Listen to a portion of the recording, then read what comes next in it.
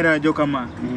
Da kuchoketa gigoch muka iwe bwana. Onega yot bwana to unkae. Onega.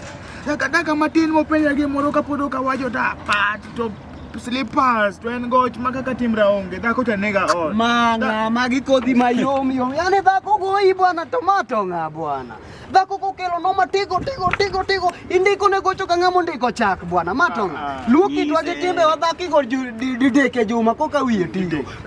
Du tanyoro anya kara to nyoro matima teje matete wiye makao pala maka anego inena. Dhaki goyo koka wiye tiyo to in giketo ni yom ka nje winjo ni goi makara kaka konyo. Ne goch ka panado. Igo dhaki go makai donje otomazoezi kendo ko ngitimo Ina bwana. Mano daka kati mazoezi kabuka chako kwa dhako. Hoko uo bwana.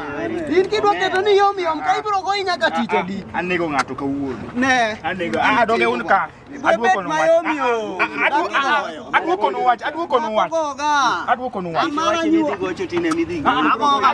Adwoko no wach. Boga nyathio yongo kiolo baka goma ratari.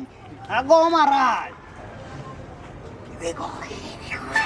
Mai dia mara dari ne goma si wuonde be goma ra pokok nyon ma kok ngwado me kinya manjo ngama taga no sanya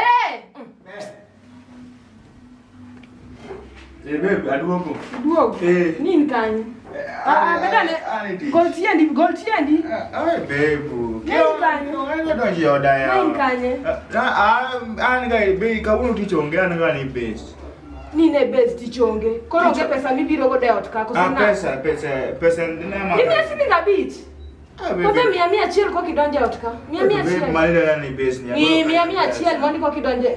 Baby yaona baby. Ni aloro dod ni parie. Angi ni ndoko. Baby yaona. Aunge pesa kati ni benga. Wewe abro. Onge gibangeyo. Kote mia chiel to parie aloro dod ni. Bas walo nyara full. Idwani ndoko. Walo nyara fulisa. Fulisa mane mia mondi. Aya baby timri na de hawa. Kabaska umaya bro. Abo mi 95 bro. Yonge ki pesa madwaro ka. Aunge pesa babe. Aya.